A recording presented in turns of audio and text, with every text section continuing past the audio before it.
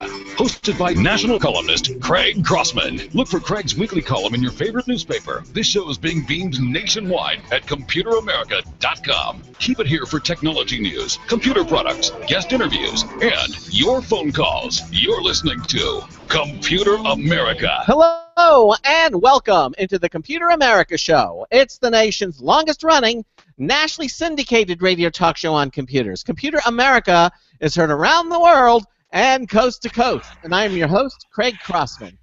And I'm going to step on Ben because I know he's going to try and do his co-host intro thing. But, you know, I was going to say, Craig, you forgot to hit that button. Yeah. Well, and I'm your co-host, Ben. Hey, Dan, how are you? And why am I getting... because if you're in the chat room, we changed it to apparently autoplay during the... what is it now? National syndicated radio talk show. That's your chat room. I know what it is. I know what it is. I know what it is. Okay, I got it. And welcome into a Tuesday edition of the Computer America Show. And boy, do we have a great show planned for you on tonight's program.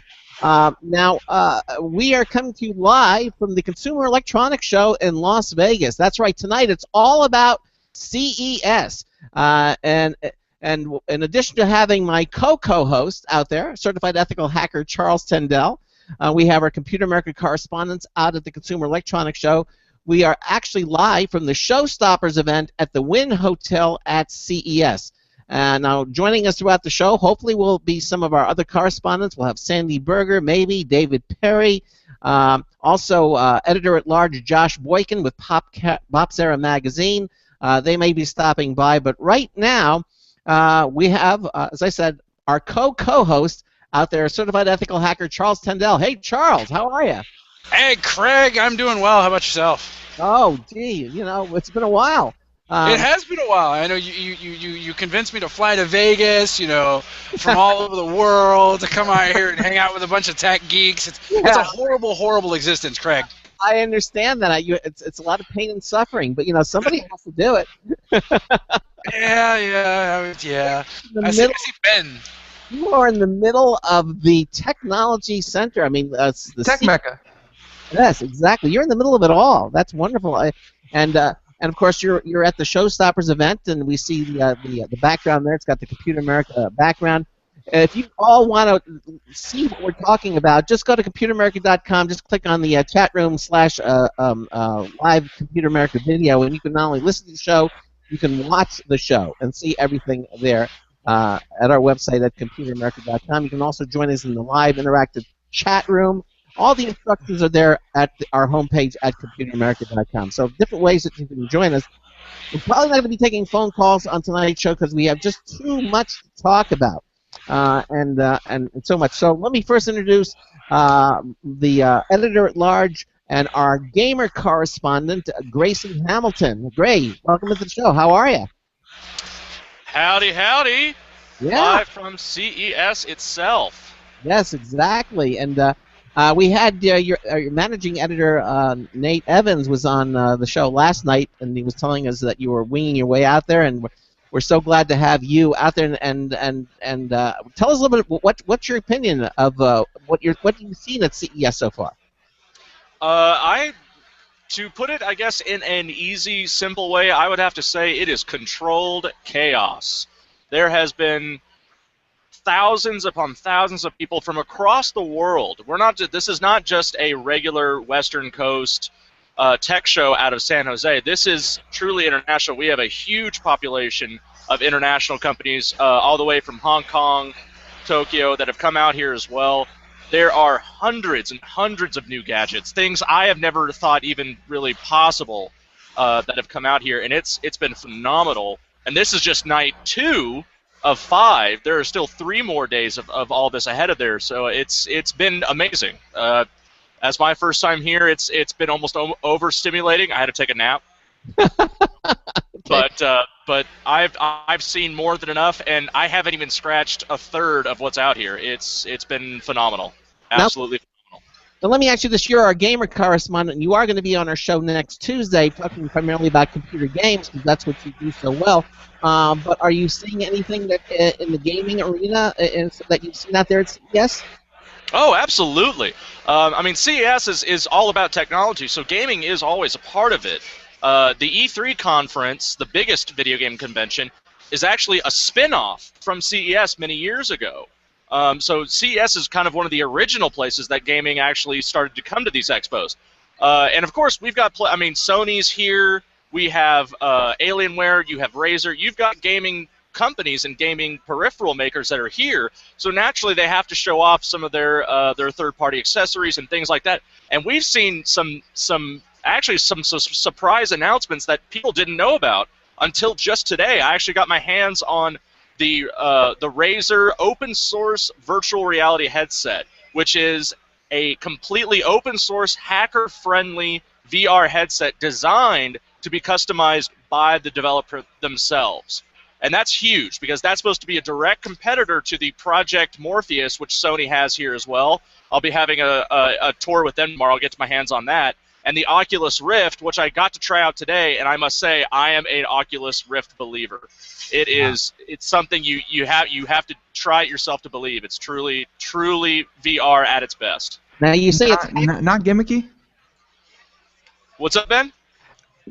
Is it in any way gimmicky? You know, that's like the main component against 3D. The only thing gimmicky about it that I will at least say was gimmicky is the fact that you're putting on a headset. But if you let yourself just sit there and experience it, and you get into it, it's not a gimmick. It really does get past that barrier, and it takes the next step to feeling, man, you could conceivably lose yourself to this. What happened to Charles? He disappeared. I think he has a connection problem. So we'll try to. You said the headset was hacker friendly, so he's working on it at the moment. He's working on it. You go ahead. There's tons of tech out here that's been really just fun to see. The big one that I had heard, the big buzzword this year going into this has been the Internet of Things, and the idea behind that has been basically turning dumb devices into smart devices. That's kind of been the idea of it. There's several companies here who have these new gizmos and these new mechanisms that plug into the outlets of regular electrical devices, fans, lights, refrigerators, things like that.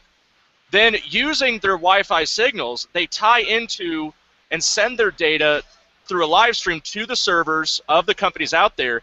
And it's an amalgamation of quantifying data that has allowed the people and it's the companies themselves to hone in on the most efficient use of energy, of product space, of all that stuff like that. And that's what we've really seen blow up in this past year, and especially this year, is a lot of companies are marketing their technology saying, we're the simplest version out here.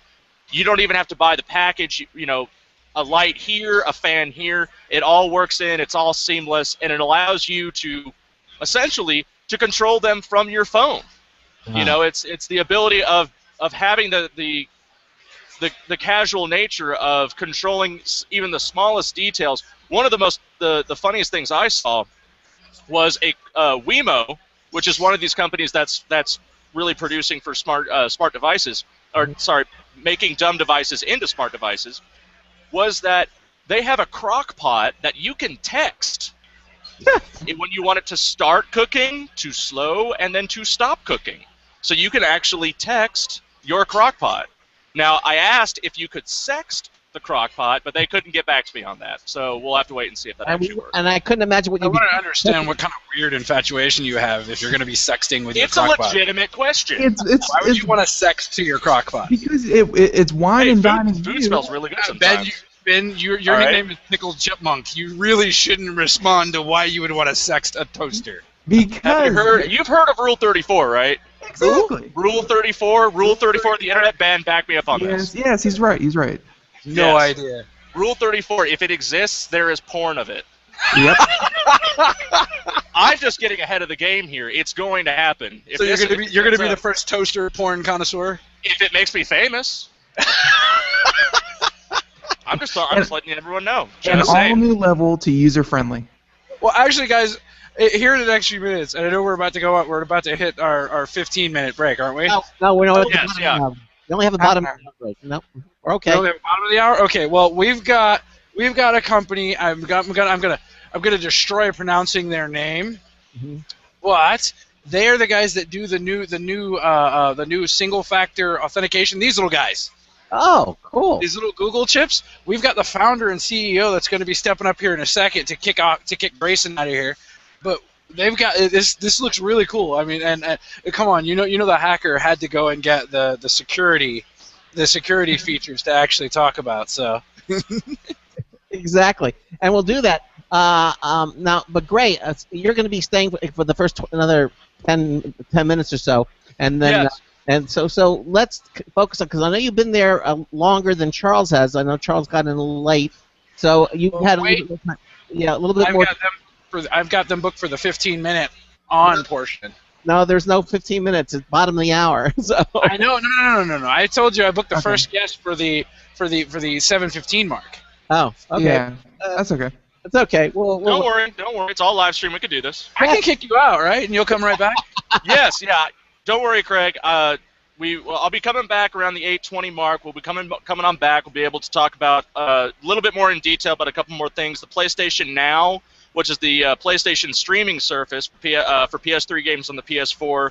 I'll get a little bit into the Razer OS VR. I'll talk to you about my little hands-on with the Oculus Rift. We'll get all into that more when I come back later on in the 8 o'clock hour. Are you going to be bringing Josh Boykin with you too? Josh will be around. He'll be around. All right, good enough. And then, of course, we're going to have you back on the show this next Tuesday, talking about more of the details of what the things that we're seeing out there at CES. So, okay, so we. I cannot pronounce the name of the company, but I've got the founder and CEO standing right here with me, so she's going to jump on. All right. And while we're bringing her on to the show, and there she is. And okay. And we hear you. And hi, this is Craig Crossman from the Computer America Show. What's your name? My name is Stina Ehrensvard. Okay, now I understand why Charles is having. I wasn't going to try. I was going to try and pronounce your name, and then I was like, I'm just going to destroy it, and she's going to get mad at me. So I'm not going to do it. Let me see if I have it. Stina Ehrensvard. Perfect. There you go. You think? It's a Swedish name that actually means Sword of Honor. Oh, it's sort of cool. As long as you don't have to call on it, I think we'll be fine. Okay, so tell us what kind of why did Charles bring you over? What product are you here to talk about? So we all struggle with being hacked on the internet. I mean, there isn't any week the last year where we don't hear about these big hacking events with all the passwords being stolen. And we have a solution that is actually bigger than our own company. We have invented and co-created a new world standard for secure login.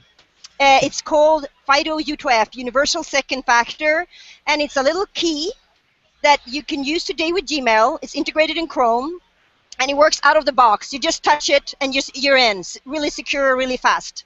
Yeah, now Charles has it. Why don't you pick it up from Charles so we can see what it looks like?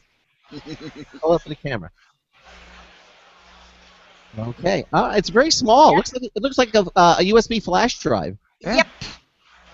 Yep. There is actually another design that's even smaller. That's so small that smaller than a thumbnail. I didn't bring it, but you plug it inside the USB port.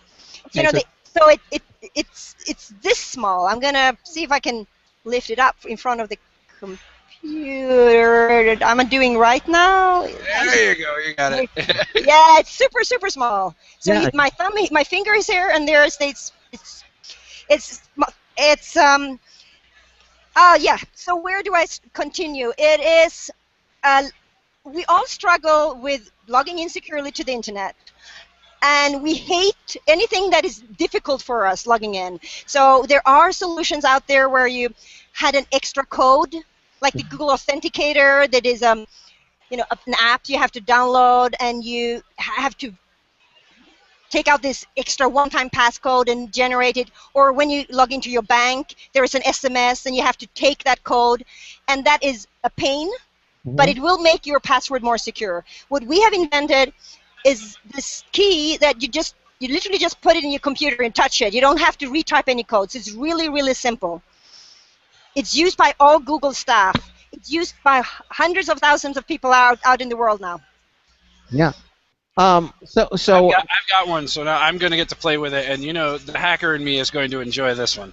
I have to warn you that Charles is a certified ethical hacker, and he takes this as a challenge to see if he can open it up and see what's in there. Well, I do want to understand how. So it only works with the Chrome browser right now, right? It's. You have to have the Chrome browser, but the beauty with that, it just works out of the box. Right, you don't have to download anything. Right. So Chrome detects this little guy, and there's got to be a script, there's got to be code on this that's actually interpreting it's not my fingerprint, it's just this is my token. It's your identity. It's just actually an anonymous key. You can be secure, yet not being yourself. You can be your alter ego. It's not tied to your real you, which is the beauty of it. And then, if you want to, you can tie it to your real you. And the vision with this one is this new global world standard that's now supported by FIDO. Yes. You have one key to your Gmail, and the same key you log into your bank, and to your government service, and to your Twitter. And this key you buy on Amazon for $18, and it's not owned by your government or your bank. It's owned by you. So my question is if I lose this key, though? So you got a couple. You have one in your keychain. You got one in your computer. You got one in your drawer, just like your car key or your house key. Right. And Google will allow you to have some extra backup codes and stuff too. But you have to be careful with backup codes, because those will, if you go that route, they will also be less secure. Now see, my thing is so if I steal your key, if I come and get your key, I can use it to log into your services from my computer? Because you don't have what you have in my head. You always combine it with a simple PIN or password. Okay, all right. So it's a genuine two-factor authentication where it's instead of me receiving a text message to my phone, I've got my little key. So right now it's limited to USB. There is an NFC version coming. You just tap it to the phone, and there's a Bluetooth version also coming. Then you'll just have it in your pocket and you touch it, and so it will work on all computer platforms, browsers, just out of the box. Oh, okay. That sounds very cool. Yeah, I'm definitely gonna play with it. I want to understand how it actually how it knows, how it's kind of situationally aware of where you're plugging it in and all those other wonderful things. I'm assuming that it's Chrome and my login that's actually programming, so it's two-way. It actually stores a little bit of information on it as well. So that's gonna be fun. It's the short version of this is to say it's a smart card. Now that is the official way to say. It's a smart card, but it doesn't require any driver or reader or client software or CA, all that barrier for smart cards. And this is a secret. When you plug it in, it identifies itself as a HID device, something that is a standard on all USB ports. The client is integrated in the browser, so you don't need any client software. And then the way it's set up, you don't need the traditional certificate authority model that you have in smart cards. So this is basically what you're used in the military. It's the same kind of high-level good security, but it just works out of the box. So we've taken sort of something that everyone already knows is good security. Whoops. Buy it on Amazon. Oh, okay, there we go. Okay, well, I think we're having a little technical difficulties because everything was moving smart, but I think we just lost them. So hopefully they'll come back. But we are talking to Charles Tendell, our co-host out at the Consumer Electronics Show. And there he is. Charles, are you back with us? Nope. Oh. We're here for a second, but I guess it's, when you have a couple thousand people together trying to use the internet, it might be a job here and there. I think somebody said that the stream was working really well, and I think that jinxed it. Whenever you say something is working well, then the technology gods take great umbrage to that, and it causes that to happen. Anyway, hopefully it'll come back, or Charles will get linked back up with us again. But this is what happens when you do live broadcasting out in the field, and it's only as good as the technology that's there. It is the Consumer Electronics Show and ShowStoppers, so their feed there, their internet connection is pretty darn good. They are sharing it with a lot of people. And as I said, we'll hopefully come back. Grayson Hamilton with us briefly out at the Consumer Electronics Show as well. He'll be back at the top of the hour, assuming everything goes back there. Also, we'll have Josh Boykin, which is one of the editors at large. He'll be back as well. And if we have time, maybe we'll get David Perry and Sandy Berger, who are both out there at the same time. You're being blamed, Ben, in the chat room. They're saying it's your fault. You know, I thought it was going so well, and I'm like, nope, we need a wrench in this. But okay. Well, I see Charles coming back, is attempting to sign back on, so hopefully we'll get him back on the program. In the meantime, you are listening to the Computer America Show on the Blog Talk Radio Network, on the Boost Radio Network, on the IRN Radio Network, carrying us live. We are coming to you live from the Consumer Electronics Show in Las Vegas. And let me just take this moment to briefly talk about and plug our Computer America. Craig. Yes. oh, there he is. Well, I guess it's a problem with the video. We must have lost bandwidth there for a second. But can you hear? Can you hear? Yeah, we hear you fine. Okay. Yeah. Okay. Well, so do you still have your guest with you, or is she? I do. She was still here. You can't hear him though. Oh, the video call was lost on the other rig. Let me see if I can get us back in there. I'll tell you what. What's your opinion of this, Charles? I'm actually really looking forward to it because it's available to everyone. Oh, she's back. Yeah. Yeah. It's available to everyone right now. They can get it on Amazon, and it's an open source. It's an open source security platform now, right? Yes. So it's a protocol that anyone can develop. They can develop their own products. They can build it into their own devices. They can build it into their own services. And it's currently limited to the Chrome browser. If you want that seamless user experience, if you have other browsers, you need the plugins for those browsers. But so that's clunky. we'll get them. So the vision is really a next generation secure internet where you are in control of security, and you don't have to care if the network or the computer or whatever you sit on is full with viruses and people monitoring and you sort of trying hacking in, because you have a secure link between your key and the service you connect to. That's it. I like it. I'm definitely gonna keep an eye on it, and I'm gonna see. It's open source, so I'm assuming I can get the code for it somewhere, probably on your website. And it's ubico.com. Ubico, yep. Ubico.com. YUBICO.com. This is going to be some fun stuff. All right. Well, Thank you. well, thank you so much for being with us here. And I'm sorry, what is your first name again? Stina, S-T-I-N-A. Stina. Okay, Stina, thank you so much for being with us. Bye-bye. Here. Bye-bye. Thank you. Bye, thank you. Thank you. All right, so there you go. So Not very often you see, computer security, something that's portable. Slap it on a keychain and you're good to go. yes, exactly, and of course that little tiny nub that's reminds me of the little Logitech unified receiver. It's so small, it just barely stays out of the USB port. Anyway, we have Charles Tendell with us here at the Computer America Show, and hopefully he's still with us. Charles, are you still with us, or did we lose you again? Okay, well, okay, he's talking to Steve, and he really needs to get back on the air. While I was talking to her, just for anyone who might be joining us, it's 20 minutes into the show. Charles Tendell is out at CES talking to a lot of companies out there. Grayson Hamilton was just there, and he said that he was on technology overdrive, from all the things he's seeing. Didn't he mention something about a robot, like beforehand? Grayson mentioned he saw a robot. Yeah. So he was describing it as part of the Internet of Things that he was talking about, and that seems to be one of the big things out there at the Consumer Electronics Show.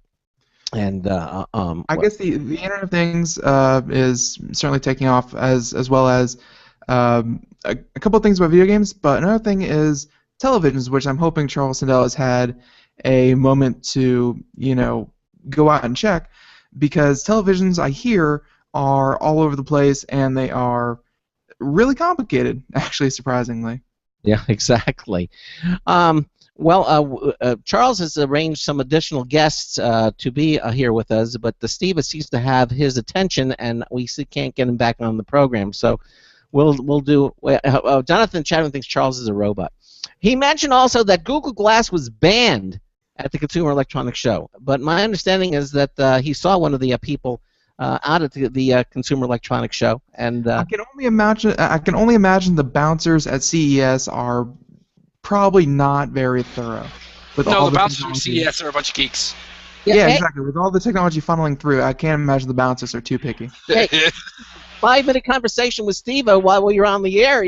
Well, you should stay on the show and not. First we were troubleshooting the technology stuff, and then you brought up that I'm an actual ethical hacker, and she was like, "Wait, are you legitimately like an ethical hacker?" I was like, "Yes, actually, I run a company called Azorian." So we started talking. It's real. Just say, "I'm on the air. I can't talk now." I know that. but if she comes back during our security. Yeah. Thank you. If she comes back during one of our Hacker Thursdays that we haven't done in a long time, and I blame you. Me? You always have an open door. You can always just knock and tell us that you want to do something on security. Yeah, but Ben didn't invite me, so I was like, I didn't feel loved. I didn't want you here. I thought that was known. See, Ben doesn't love me. Ben hates. Ben doesn't love me. I see how it is. I think you can turn your video back on too. There you are. You're fine. Well, I just turned the video back on. I really, honestly, have no idea what just happened. We just had like a complete collapse. If I had to guess, I think it was site-wide, because I looked up just as it happened, and there were a lot of people that looked confused for a second. Yeah, that can happen when you lose your internet connection. I know, right? It's the world we live in. Now I understand that you have a number of people lined up for us for the show too. Anybody you can tell us about? Well, the next one that's going to be coming up is from a company called Maestro, and it's basically, you remember how we looked at what was that one, that the motion, we talked. They came on the show earlier in the year, and I went out like the next day and bought their little motion gadget. Oh, that was the Leap. Leap motion. Yeah, we've got somebody similar to them, except this time it's a little clippy device that goes on your finger and moves around, so you use your finger. No, this one's not a ring. It looks like kind of one of those infrared blood oxygen level sensor kind of dealios. Okay. So it's one of those things, and that's a company called Maestro. They're coming up. They should be here at the 7:40 mark, and then following them we've got Solo Wheel. These little mini kind of Segway looking things. Awesome. Like you look like you're floating around doing nothing, having a good old time. And then we Grayson's coming back, and we've got one other person that's coming up here, and we're going to look at some other things. We've got what is this one in my hand here? Nanotech Entertainment for the very last interview for the day. They've got 4K video streaming. How they're pulling that off, I don't know, but they're doing it over the Wi-Fi and the network signal here at CES. Maybe that's why we lost the connection, because they're taking the bandwidth. I will blame them. They're called Nanotech Entertainment, and they're the last one up. Now, did you happen to catch Sandy Berger? Is she anywhere in sight, or David Perry, two of other correspondents? Sandy Berger is generally that direction. Yeah. She's over there with what is it? A new world or a new day or something like that is her new one. Yes. Grayson. Well, I'll tell you what. We're coming up to the bottom of the break. Maybe you can just quickly run over and see if she can come and spend a couple of minutes with us. We can try. I can probably grab her if I can make it past the bar without stopping. Yeah, no, you won't have much time. We'll have about 3 minutes. 3 minutes. I don't think I can make it to her and back in 3 minutes. But Ben, don't mess up the intro. I'll go get her. All right. Well, listen. All right, so again, we're coming to you live from the Consumer Electronics Show in Las Vegas. Charles Tendell, my co-host, along with Ben, who's anchoring here with me, and we're going to try to get Ben out there next year. From the chaos and the noise and the running around and the craziness that I'm seeing, yes, I want to be out there. All right. Well, you are listening to the Computer America Show on the IRN Radio Network, on the Boost Radio Network, and on the Blog Talk Radio Network. We're coming to you live from the Consumer Electronics Show in Las Vegas. When we come back, we're going to hopefully have Sandy Berger with us, our consumer electronics expert, giving us her opinion of what you're seeing out there. We're going to be right back. We got a news tips bulletin review with Marty Winston. That's all coming up. Stay with us. Hey everyone, have you heard about the No hair removal device that's sweeping the globe? If you want to go weeks without shaving and get smooth, professional quality results, here's our favorite host, Cheryl, for No hair removal. Thanks. Hey gals, I love talking about my No. It's this cute little hair removal system that you can take with you and use almost anywhere at home or on the road. No more expensive in-office treatments, painful waxing, and no more wasting your valuable time. Got unwanted facial hair? No has patented thermocon technology that works on all hair and skin colors, so it's perfect for using on all body parts. And now you can take advantage of this incredible risk-free trial. Get the No, the facial kit, a travel case, and a $100 discount shopping card, and you don't risk a penny to try it. Try the incredible No hair completely risk-free. Call 1-800-953-5415. That's 800-953-5415. 800-953-5415. Hi, this is Craig Crossman, host of the Computer America Show. You have important meetings to schedule. Your company's getting ready for its IPO, and you're in charge of the PTA fundraiser this month. So how do you coordinate everyone to be available at the same time? Are you still using emails, phone calls, even text messages to schedule meetings with a group of people? How's that working out for you? That's so great, huh? It's a fact that every day, millions of people suffer from scheduling headaches. Well, with Doodle, scheduling meetings with a group of people is quick and easy. With Doodle, you can easily propose available times to each member. Each one checks off the times that they're available, and then you simply pick the time that works best for the group, all in an easy-to-read display that integrates with your existing calendar. Nothing could be more simple. Give Doodle a try for free, and like millions of Doodle users, you'll truly see how easy it is to find the perfect date and time for all your meetings. That's www.doodle.com.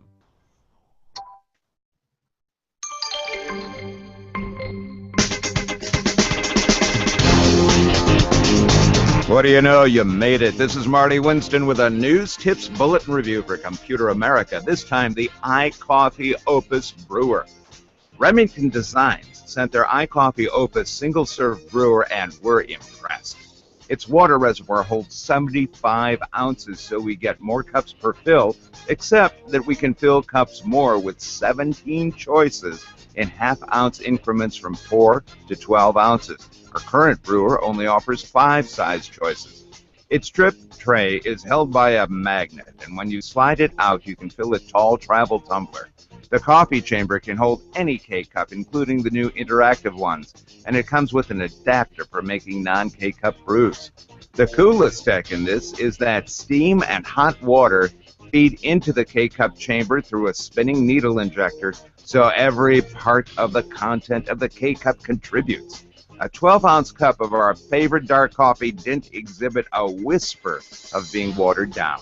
Heating becomes a standby function after 2 hours or on demand, saving energy. Bottom line, the iCoffee Opus single-serving brewer from Remington Designs gives us more choices, more convenience, and in many cases, a better cup of coffee.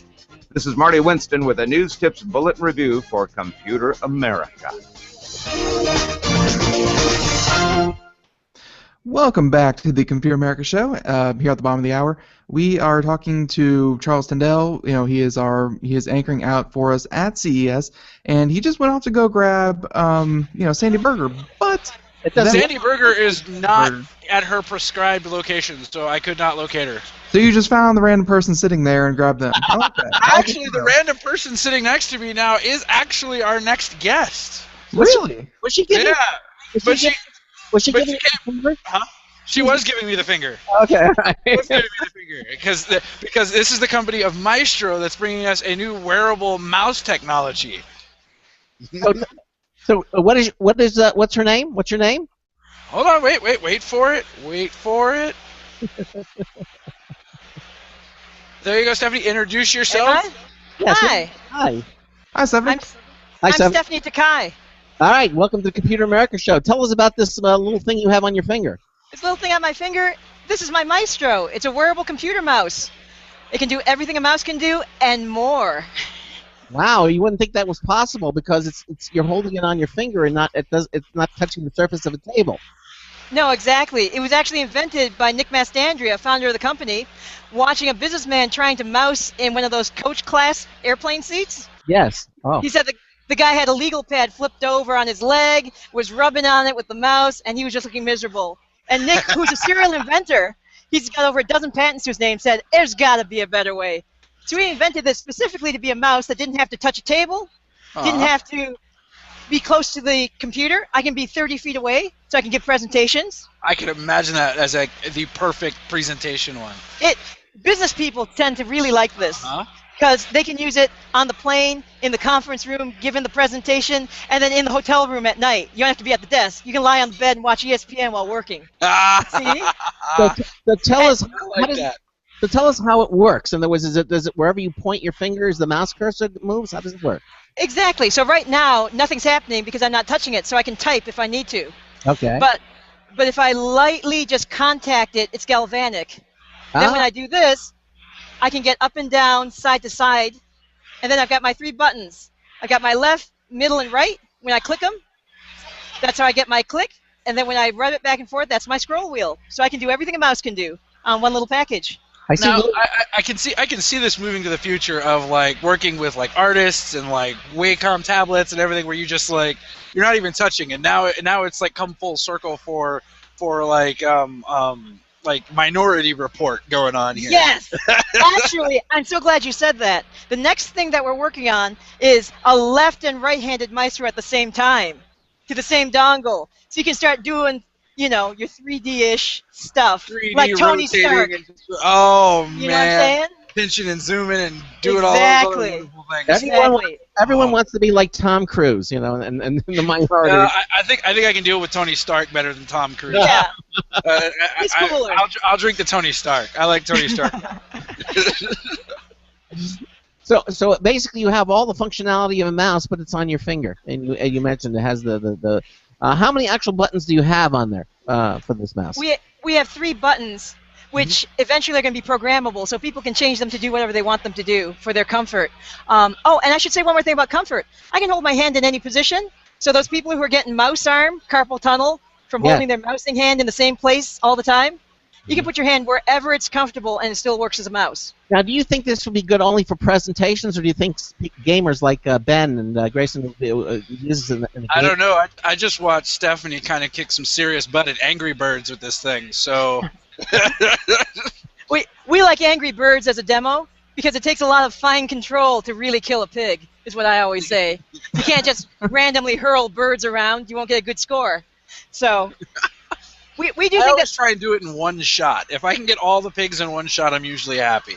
You're an Angry Bird ninja. I try to be. Very cool. So we're hoping there'll be gaming applications, especially when we have 2 hands. Yeah, exactly. Now, what kind of price range is this going to fall into? It's currently $149. You can buy it on the website www.maestro.com, and it's been generally available since November. So CES is our coming out party. Nice. Now, welcome to the world. Thank you. You're my first interview. Oh, good. Breaking news, Computer America. There you go. Thank you. What platform will it work on? Will it work on Mac or PC, or what platform is it compatible with? It'll do Windows, it'll do OS X, it'll also do Linux and Android. We've been using it with a tablet, actually, at the show for demos. How long? You have to say which one. It's OS what again? OS X? Just keep saying it. Am I showing my age? No. You keep saying it because it bothers Greg so much. Oh, it's OS X. I pick on him like I purposely say OS X, but he's like, no, it's OS 10. I was like, no, it's OS X. It says it OS X. Is he secretly a penguin lover? Huh? Is he secretly a penguin lover? No. Or is he Microsoft? He's been a Mac guy his entire life. He's a Mac guy. Oh, okay. But he can't be a penguin lover. He's not cool enough yet. Oh, I'm sorry. The rig you're on right now is running Ubuntu, so. That's why it failed. No. Oh, no, there was a catastrophic failure. The internet went out for all of us, and I'm still blaming the 4K streaming people. So leave it alone. So so this is available now, and yes. and it works for all the different platforms. Any configuration? Do you have any software that to configure it, or does it just basically work with the existing mouse drivers? No, only thing you need is a dongle, wireless Bluetooth dongle. And then you just plug that into any USB port. If you've got mini USB on a tablet, you just get an extender or adapter. Works just fine. All right. Well, great. Well, listen, we want to thank you so much for telling us about this. And again, what is the name of the product? The product is a Maestro, and thank you for taking the time to learn about the Maestro, letting us talk to you about it. Absolutely, and thank you for having your first interview on the air, talking about it with us. Computer America. First and foremost, we bring you the first interview. There you go. Breaking news. Right. Thank you, gentlemen. Thank you. All right. Bye-bye. Thank you, Bye Stephanie. now. All right. Bye. Okay. All right. So, Charles, it's again very, very nice that we have all these different products. Now, what do we have coming up in the queue next? Well, we've got Solo Wheel, which is bringing us their little micro Segway kind of thing going on. I'm really looking forward to this because I've had to walk to and from my car almost like a mile now. But other than that, I'm having a good old time. Well, let me ask you this: Is that the one that's shaped like a unicycle? No, it's actually it looks like two little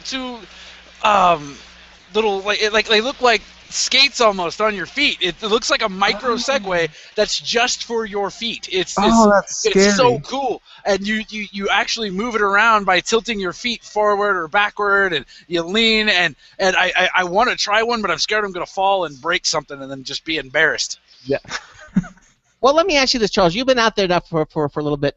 I know you haven't had too much time to assess what's going on, but in your brief time out there, have you detected any kind of a theme to CES? Is it still TVs? I know last year was the TVs that was a big issue. I know they're talking about quantum dot televisions.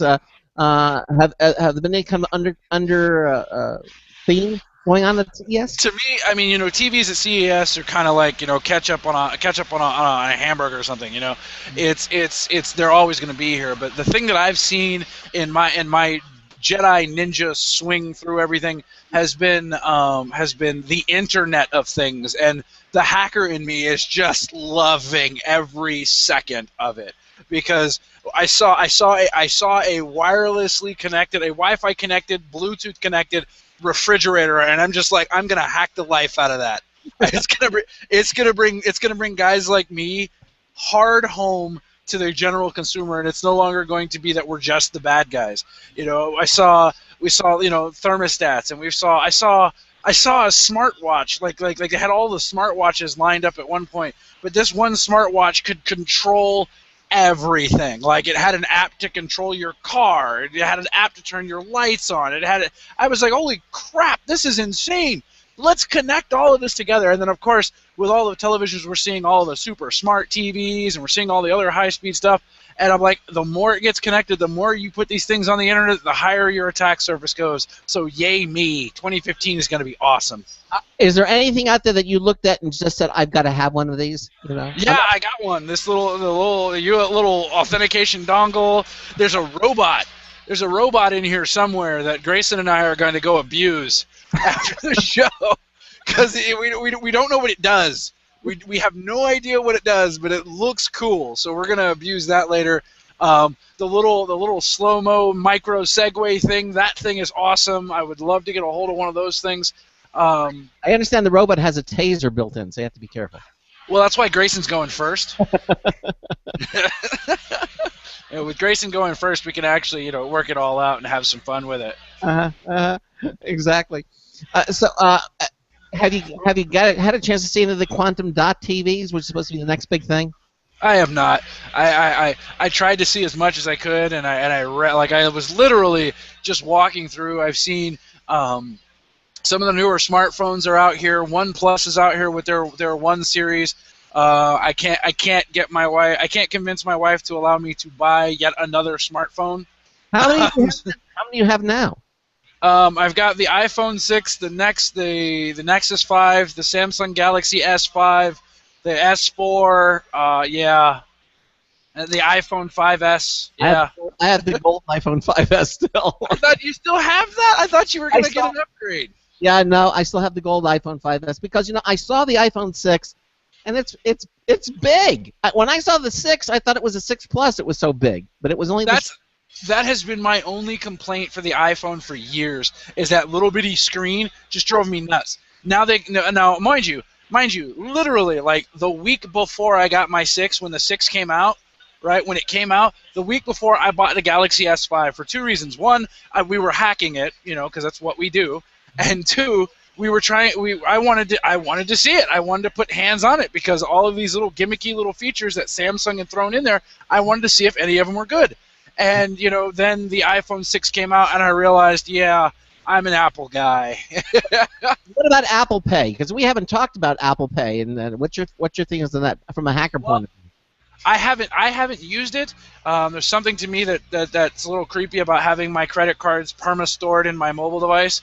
And until we fix this whole everybody getting hacked because of their point-of-sale systems thing, I don't think you're going to be able to adapt a new payment system. And it's relatively scary in a sense that it requires near-field communication, it requires all these different information, and so on and so forth. But a lot of retailers kind of abandoned it. They kind of said, we don't want to pay additional fees to Apple because we already pay enough fees to everyone else, so let's not do that. And, again, I haven't had a chance to test out any of the security mechanisms on it, but it supposedly randomizes your card. Well, isn't that the two-factor authentication part of it? Well, sort of, because it uses the Touch ID. Yeah. Right? It uses the Touch ID, and you have to physically be present to do that. But if there's still nothing stopping for that Touch ID and that credit card, right? That virtual credit card to not be compromised using if the POS or the point of sale system is already compromised. So you tap it, you give them your little makeshift kind of card, but it doesn't matter. So they've got to fix kind of that issue first. Okay. What about wearables? Are you seeing many wearables out there at CES? Yeah, there's been a lot of. I see the watches that are everywhere. There's mostly Android. There's this warm buzz of everyone trying to beat Android. Sorry, not Android, not Apple. Android.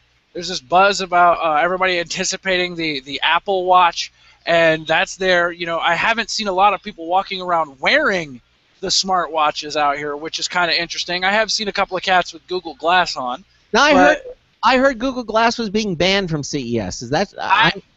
I wouldn't know. I've seen at least one person walking around here in ShowStoppers with it, but it makes sense. Nobody wants you to have to be able to freely and covertly take video or photos. Well, wait a minute. If you're out at CES, I mean that's what you're there for. Nothing like espionage at an expose.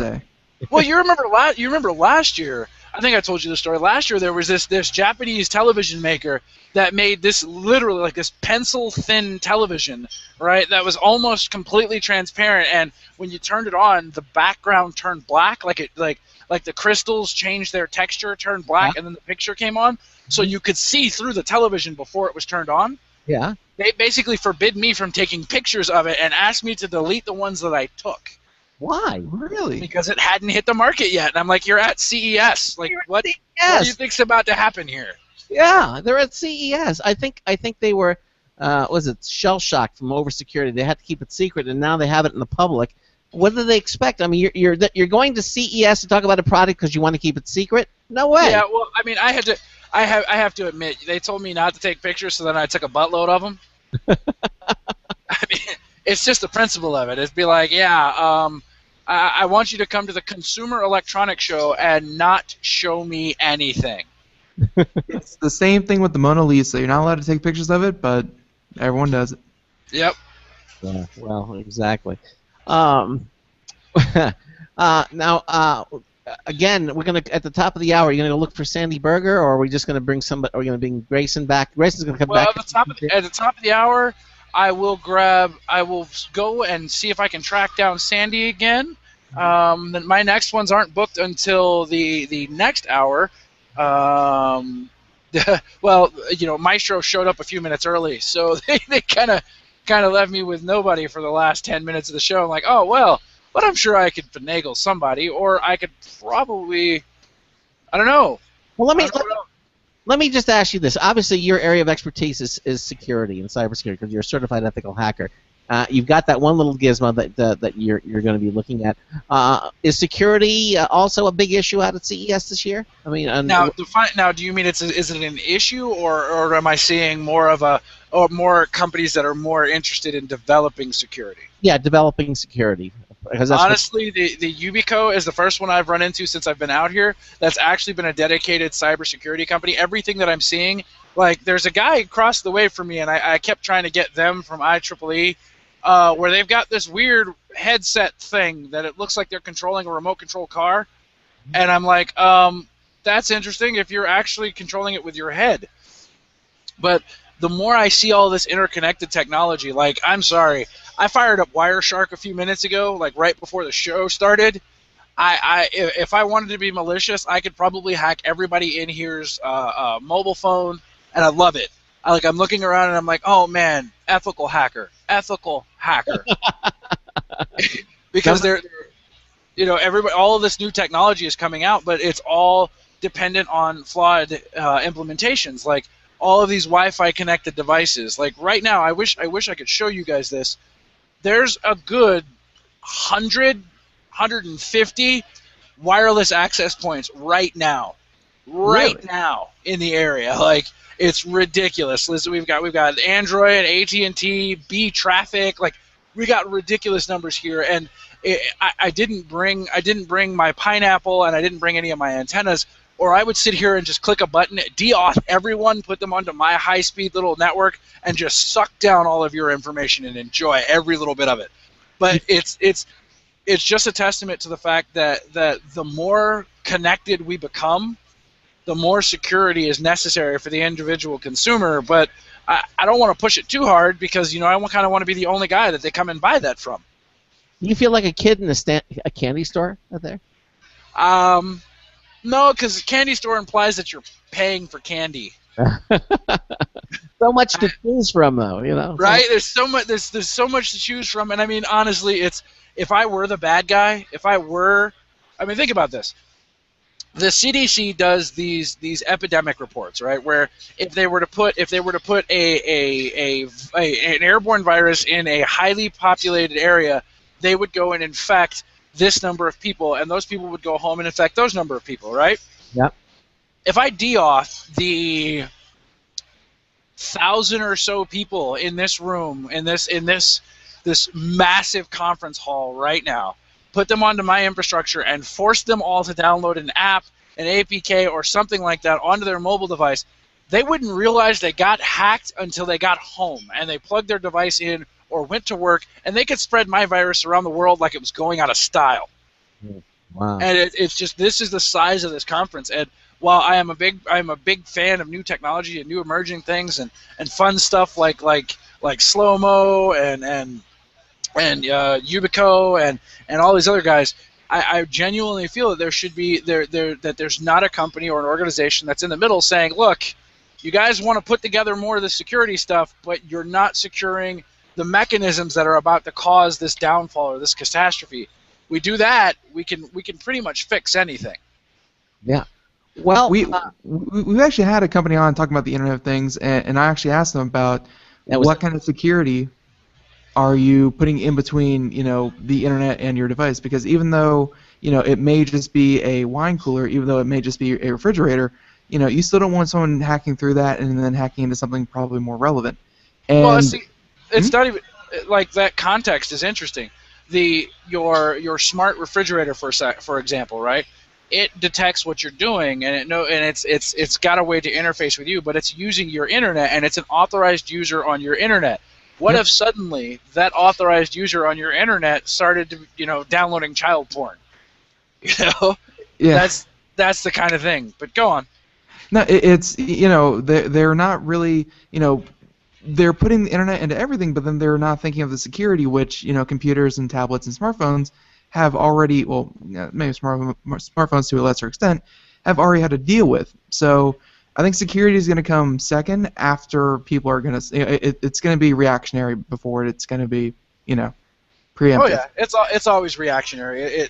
it's a long way away from people being like, I want to take a proactive approach to my security.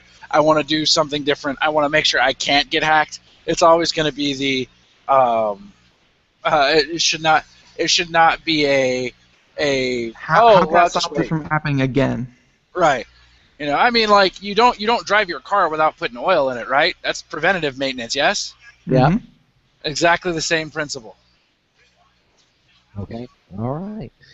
Well, well, as I said, coming up, we're going to have some additional guests on the program. The Charles. Oh, by the way, Charles, I know we're doing this tonight. I don't think we're doing it tomorrow and Thursday. But CES goes on until through the 9th, correct? I think so. I think it's all week long. Yes. And then there's like a fun farewell on Saturday. That they have at the Mile Long Shrimp Bar. Mile Long Shrimp Bar. That's a big shrimp. That's one really big shrimp. Yeah. It's all one shrimp. But me, unfortunately, I am only here tonight for ShowStoppers, and then I am getting my butt back on a plane and headed back to the land of snow and ice. So you're not going to stay to see Shrimpzilla, huh? Okay. Shrimpzilla. I don't know. If somebody told me there was actually a Shrimpzilla, I might hang out a little bit, and I might identify whether or not I need to go and take a big bite out of Shrimpzilla. Because I don't think Shrimpzilla could survive me. I don't think so. Well, as I said, we're going to have Grayson Hamilton come back and talk about some of the other gaming things, because he said he has a lot to talk about. During the top of the hour break, maybe you can quickly see if you can find Sandy Berger or even David Perry. Yep, at the top of the hour break, I will jet off. I will see if I can find Sandy, and I will return. Now, our top of the hour, you didn't change that one on me, right? It's only like a 2-minute break. 2 minutes. That's it. Yeah, exactly. That's it. It's very, very quick. But Ben can hold it down for the 30 seconds I'm away. Worst case scenario, I've found some articles that other publications have been going out to CES and writing already have articles written about CES. So I found some cool one of those if you want to. Well, that's the other thing, actually, Craig. We should really talk about that, because the press event for CES actually happens on Monday. Like all of the like exclusive media people. If I had gotten here yesterday, I would have gotten like an exclusive walk around CES as just the media.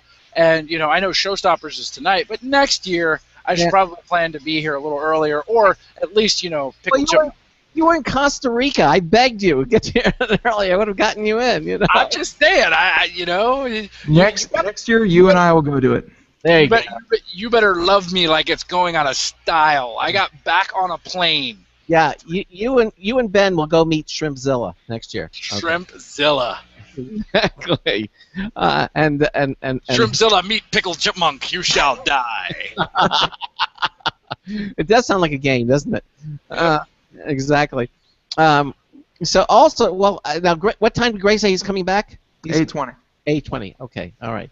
And hopefully, we'll get Josh Boykin, who's another editor at large at Pop Zara magazine. I spoke to him on the phone, and he said he was going to stop by the booth. So if you see him, his name's Josh Boykin. I've met Josh. He was hanging around with Grayson not too long ago, and he should be back by here soon, probably around the same time that Grayson comes back. Okay. All right. Well, hopefully. And now, what about the Bluetooth camera that you have there? You take some. You put on a tripod and show us. I tried, but I keep getting the I don't have enough bandwidth issue, which makes literally no sense. But I was also right around the time when everything else collapsed. But I'm turning it back on right now, and I will actually. I know what I'll do.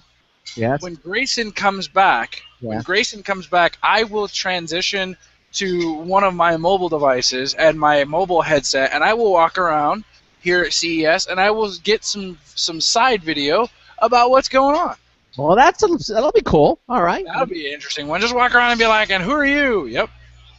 So you'll still be the Coco anchor, but Grayson will kind of hold the fort down at the ShowStoppers booth there, our Computer America. Any footage or photos you take, you can always send to us, and we'll put them up on the Computer America, where those are pictures and videos, and people can check them out. Indeed. We'll do that. And so all that'll coming up in the next hour of the program. All right. Well, you're listening to the Computer America Show on the IRN Radio Network, on the Boost Radio Network, and the Blog Talk Radio Network. Charles Tendell, our co-host, is out at the Consumer Electronics Show. He's at the ShowStoppers event. CES, as you know, goes to like Thursday and Friday, but he's only going to be out for a short minute. He's going to get his roving camera out. We're going to break just for a few short moments, and then we'll be back for Hour 2 of the Computer America Show. Stay with us. Don't go anywhere. Broadcasting live. It's the only national radio talk show on computers to air every weeknight. Computer America. Hosted by national columnist Craig Crossman. The first hour's behind us, but there's still more of tech news, tech talk, and your phone calls. We're being beamed nationwide at ComputerAmerica.com. You got computer problems? Bring them on. You're listening to Computer America. Computers run the world, and we run computers. Call us or send us an email to live@ComputerAmerica.com. Hello and welcome into Hour 2 of the nation's longest-running, nationally syndicated radio talk show on computers. This is the Computer America Show, and I'm your host, Craig Crossman. And I'm your co-host, Ben. And we continue on we're with our Consumer Electronics Show, CES. We had in the first hour, we had a number of interesting guests. Grayson Hamilton, our gamer correspondent, is going to be joining us back 20 minutes after the hour. Whoa, wait, I remember this one. We had Ubicon.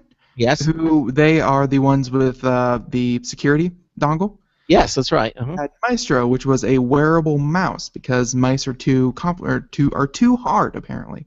So, okay. Maestro. Maestro. Okay, that's right. Would you wear a mouse like that, Ben? Come on, you're the gamer. Would you wear something like that? It's not a gaming device. As she made perfectly clear that business travelers, people on the go, those who do not have a dedicated workspace are loving it. Lay on your bed, watch TV, do that kind of thing. It's a piece of technology of convenience. Okay.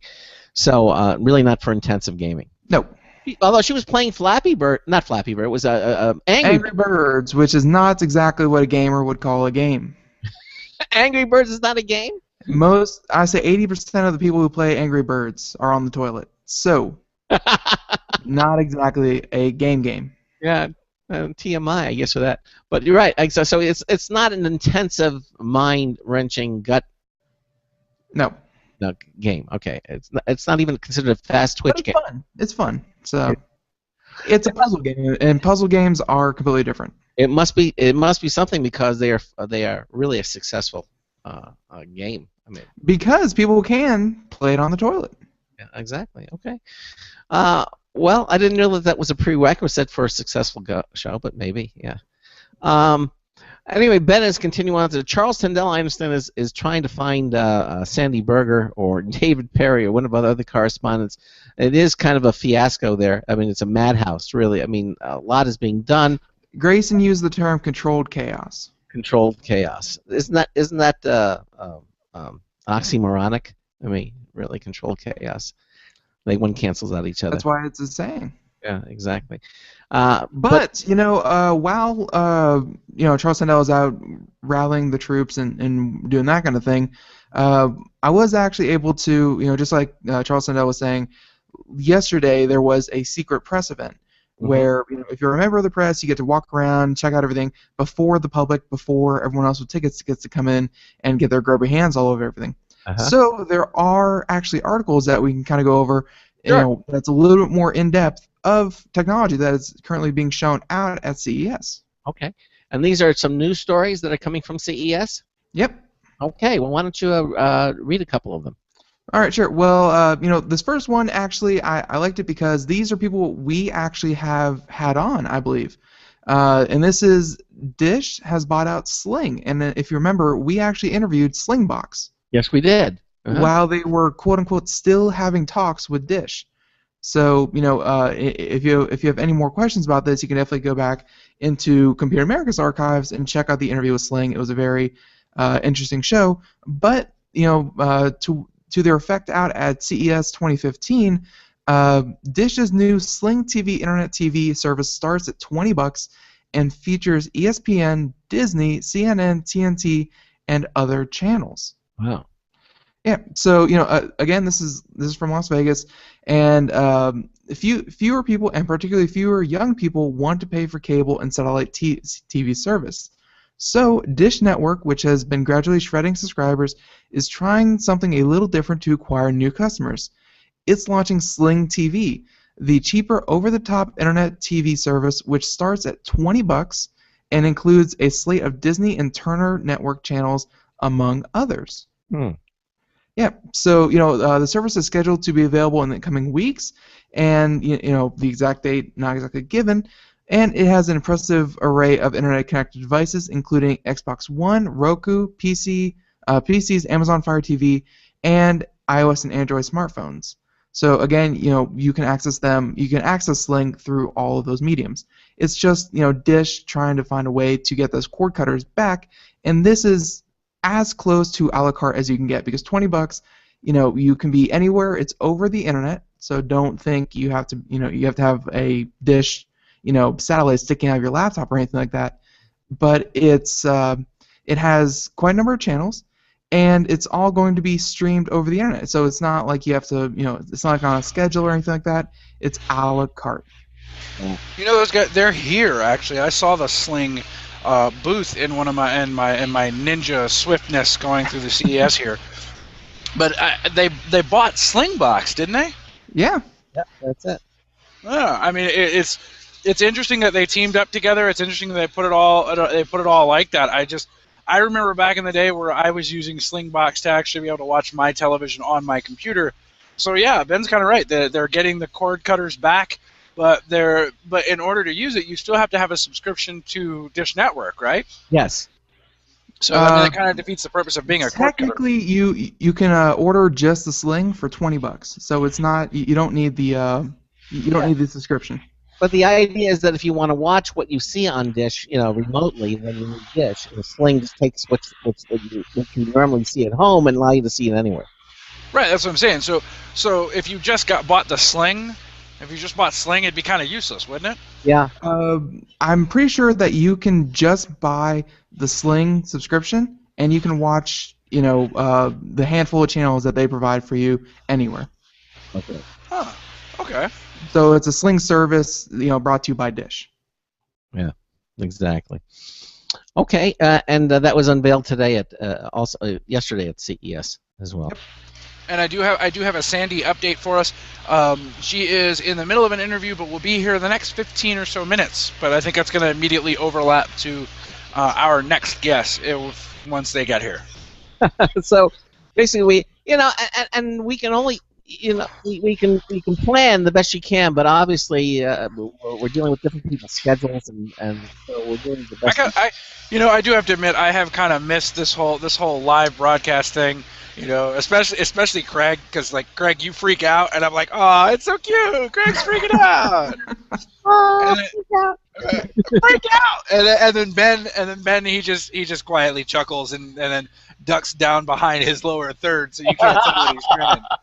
Well, again, I just got this new microphone, and apparently I have to speak directly into it and make mouth love to it, or else it will not pick me up. So you gotta get close to it and be like, "Hello, I'm Ben, baby, destroyer of worlds." I'm Ben. Hello. Pretty much. Like, hey, baby. Well, I mean, so which one did you get? Did you get the blue? Did you get the blue professional or the blue Yeti? No, it's actually different. It's a blue digital Spark. What does that look like?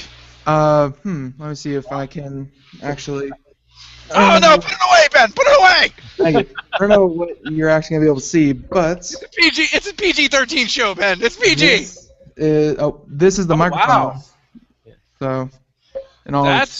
I've got the Yeti, and I love that one. How much was that thing?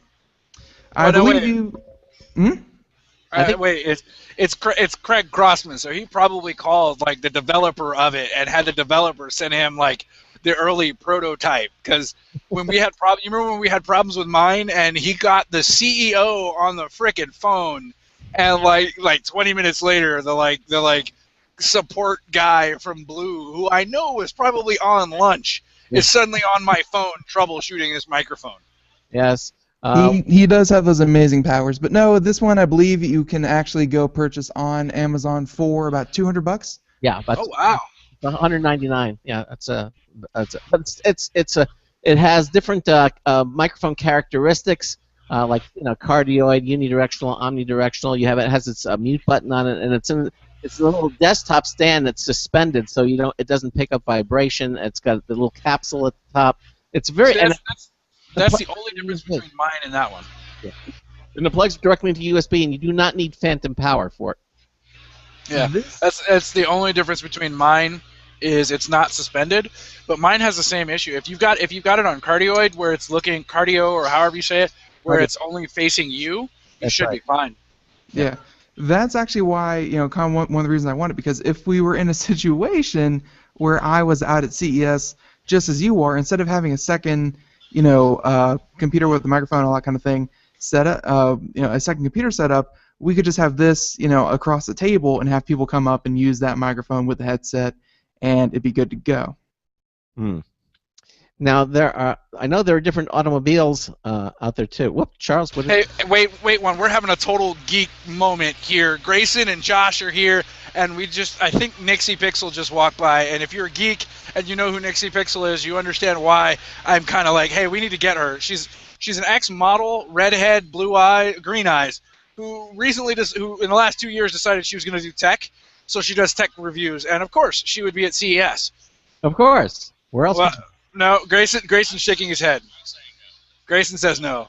Are we following Grayson's lead here?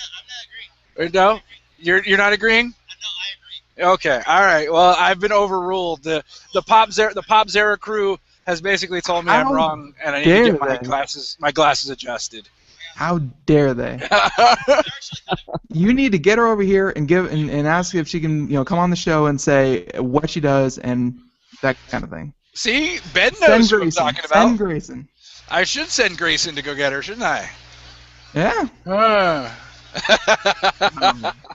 He's scared. She's pretty. But continue on, gentlemen. I am waiting for Sandy to show up. I've got all of Pop Zero here, so they can throw down with us. We're waiting on Solo Wheel. They're going to be on the. They should be here any minute. I don't know where they are. Maybe we'll go get them and have them come and do us out. Want to have Josh Boykin come on? Are we popularly requesting Josh Boykin? Yeah, sure. Why not? We've heard a lot about the gentleman. Yeah. All right. So apparently, Josh, you are tapped into being on the seat. Because you do realize we have a problem though, right? Because there are two black guys on the show. You got to be careful. I don't know if the internet can handle both of us. That ratio is completely off. I mean, sit down, put the headset on. I think we can handle it. We can't have a. Well, wait, Herman, you're standing here, man. Well, I mean, so now there's more than two. Yeah, now we're a gang, right? We gotta be careful. All right, we're good, but we both got on glasses. Well, you guys get the headset on and we can't hear him. We got to outsmart the Poe. Yeah. Well, ladies and gentlemen, welcome to the show. We've got Josh Boykin from the Pop Zera podcast. He is here by popular demand because Craig apparently didn't have enough brother on the show. He needed more. And we got Josh. Well, the nice thing is, like, you put it all right here, and then the rest of the year, you're set. You can get whoever you want to. Yeah. You're like, no, weren't you paying attention back in January? We hit our quota. We hit our quota. Yes, we quota. We've reached the black quotient for the show. Right. Hey, Josh, welcome into the Computer America show. How you doing? I'm doing well. Thanks for having me. This is an interesting way to start on Computer America. So, well, hello. It would have been completely different had I not been here. I mean, we could do it the more professional way. So, Josh, right. Welcome to the Computer America show. How are you? Well, thank you. Let's shake hands. We'll shake hands. We can do that. Professional. You're in trouble now. Oh no. No, wait a minute. I think both the video channels have Charles on there for some reason. No, okay, I got it now. Okay, so That's racist. Okay, we. Oh! That's racist. Yeah! That was bad. Good job, Greg. Oh, it was just. Oh, man. wow. It's like we all look alike. that new CES that new CES technology. The full casting. It's brilliant. Oh I God. don't remember what company it does. Surround sound. Right. Yeah. But also, like, you have a slight voice tweak so that it, Just a little one. Right. Because if you go too deep, if you go James Earl Jones, you scare people. Yeah. Your father. I just want to take this moment though to say that I think your credit card commercials, Samuel, are just wonderful.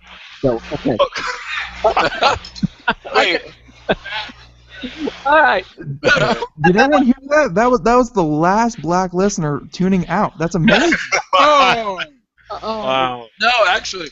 Yeah. What's happening is all of the black listeners that happen to be tech guys on Google Plus right now, we're flipping through all the live hangouts and we're like, wait, there are two black dudes. And one of them, it says CES. What's going on here? We must stay. Yes, exactly.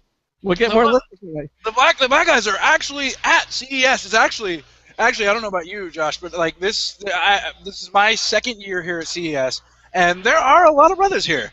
Like last year, I didn't. There was none. Like I'm used to being the only brother in the room, but this year I'm like, wow, check it out.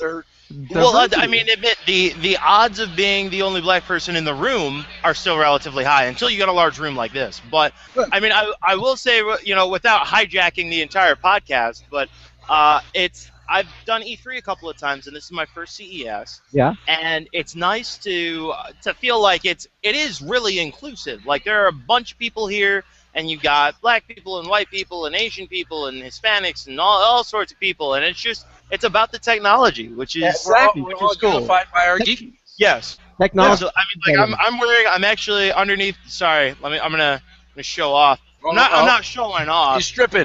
He's stripping on the show. You would lose all your viewers if I did that. I don't know. It just becomes a different kind of show. I'm so blind now. But I got a Pacific Rim shirt. Oh. It's a mashup of Pacific Rim and the Ninja Turtles from NES. Yeah, Very it's great. Cool. Hey, wait! We've got another random person to show up. Lean in here. I'm about as random as it gets. Hey, he is random. But I brought dinner. Look who I found. It's David Perry. Say hello. Hey, David.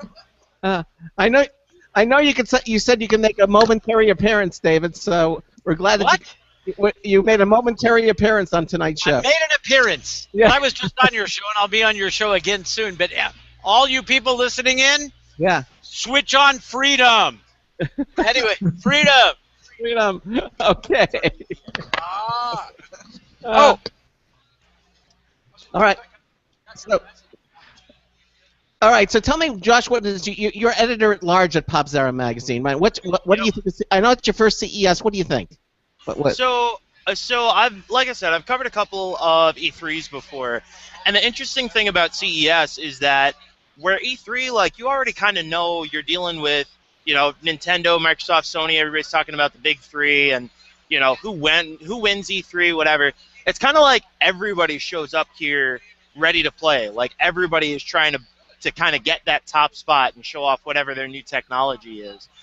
From a gaming perspective, there's a company, Snail Games, that is looking to debut an Android-powered smartphone and an Android-powered console in America. And I was just like, well, guys, you know people have done that already, right? But they're still really excited about it. They're doing some high-end specs, and it's really interesting to be at a show where everybody is just really excited about the future. You know, like I've done, I've done some wireless charging.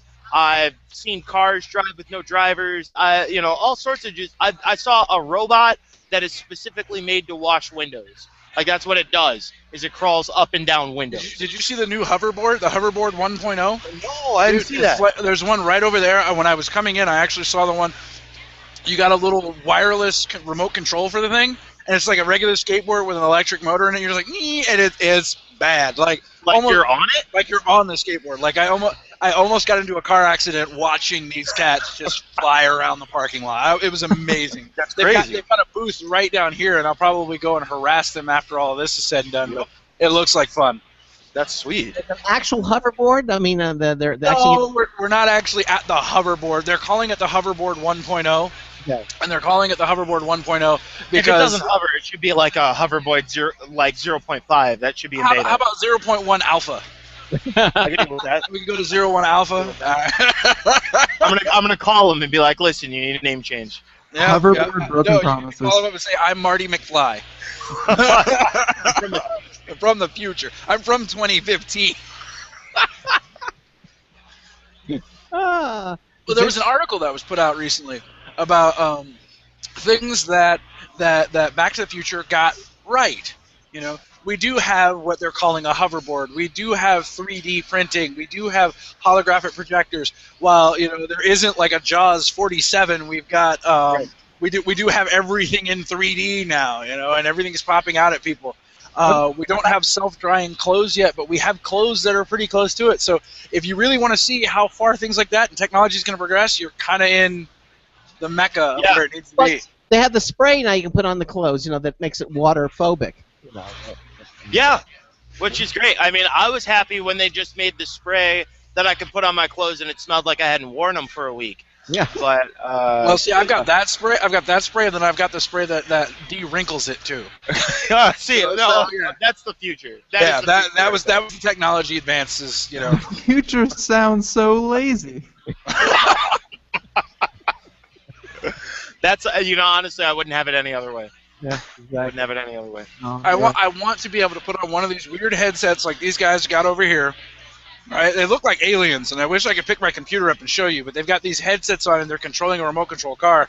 They are aliens. But I want one of those to be attached to my glasses, and anytime I think I need a beer or I need a cocktail, it just materializes. Can you imagine how, I wouldn't do anything anymore. Oh, no. If I could just materialize beers, because eventually you would think, hey, I want a beer, before you told yourself, I shouldn't have another beer.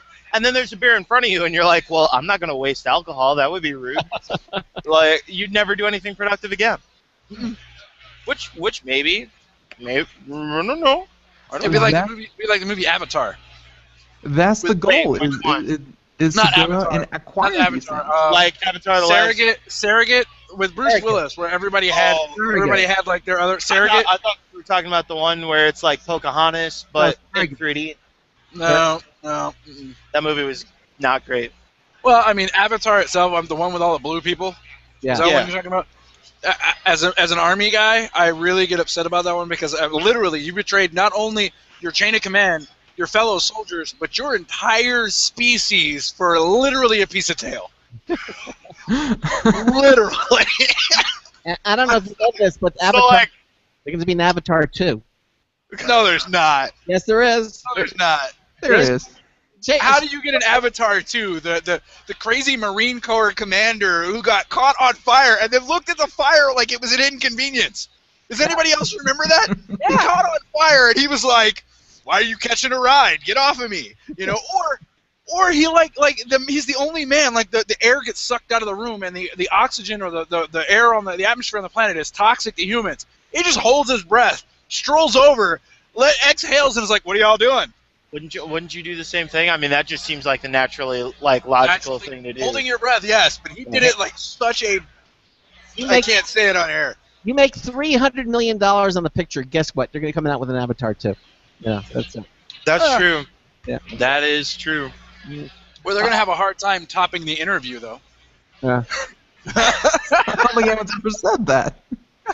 I love how the interview could have been.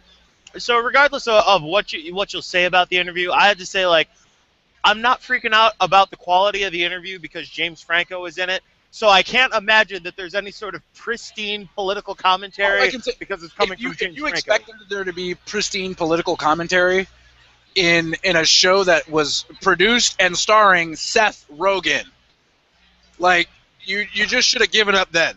I would like to believe there's a little bit to hope for in Seth Rogen, but there's not a single thing that you can expect out of positively from James Franco. It's just, with the exception of Hayden Christensen, who is, in my opinion, and hopefully the opinion of others, the worst actor of the modern age. And I don't know what the modern age is defined as. That might be 200 to 300 years. I don't know, give or take. But with the exception of Hayden Christensen, James Franco is. Well, they can have Oz the Great and Powerful too. Did they make $300 million on that too? Well, I mean, the reason I say didn't deflate in time. We needed a second movie. The reason I say the interview did really good. Sony got hacked. Okay. Please note the air quotes. Sony got hacked. Okay. And what happened there was all of a sudden, there's all this controversy. Nobody wants to see it. So on and so forth. There's a big hubbub. Have you ever seen a movie that went from production to almost to we might pull it to we're not pulling it? We are actually releasing it on the day that we want, but oh, by the way, we're also releasing it to every internet media possible. Like legitimately, for $10, we released it everywhere. Things that make you go, It's a test. Ching! They want to see. They want to see if it works as a test. You know. Oh, it worked. Are you sure it wasn't worked. because North Korea was going to nuke everyone? Hey, now, you never. Okay. I mean, you never know. They're all about that. I was trying to think of something that rhymed with all about that bass, and I couldn't come up with anything. But that was where I was going. I just want you to know. All about that place. All about that place. But I mean, think about it this way. North Korea never definitively said that they were on board. All the information we have about the code for it is coming from a single source. We're moving into 2015 where everybody's talking about we want to make sure that we have open security, we want to be able to share what we find, so on and so forth. Sony hasn't released a single log or a single piece of evidence to open the source to the companies like us to show, hey, look, test this out, find out if there's more security. So guys like me are thinking either A, it was a hoax, B, it was an inside job and they don't want to admit it, or C, it was our own guys that did it and just made it look like it was North Korea. Because they came out very, very ridiculously quickly and said, we have code pieces that point to North Korea. Mm-hmm. I'm sorry, your code pieces that point to North Korea were probably sandwiched in between Russia and Texas. Yeah, Texas. Such a land. Grayson has something to say about that. Who? Oh, that's right. Grayson's from Texas, isn't he? Yeah, Texan. Yeah. Well, yeah. Hey, oh my God! And Sandy has made an appearance. All right. Every time you say something, like I'm imagining a Super Smash Brothers style cutscene where it's like cuts in. Teddy has entered the arena. Oh, yeah. They are here. A new challenger has arrived. There you go. Sandy Burger. Well, Josh, listen, I want to. You're talking about the arcade version. Josh. Yeah. Josh, listen, I want to thank you for being with us here on Computer America. It's a lot of fun, and we need to have you back. You should totally join us on Gamer Tuesdays. Twist Grayson's arm to give you the invite, and you should join us. Yeah, I will, absolutely. I think you should be here with us on Gamer Tuesday, absolutely. Oh, so I'm being replaced as a token black guy on Computer America? No, Your services are no longer needed, thank you. Because there will be two. So, okay. Yeah. Or at least that was the impression I was under. What happens when there are two of them?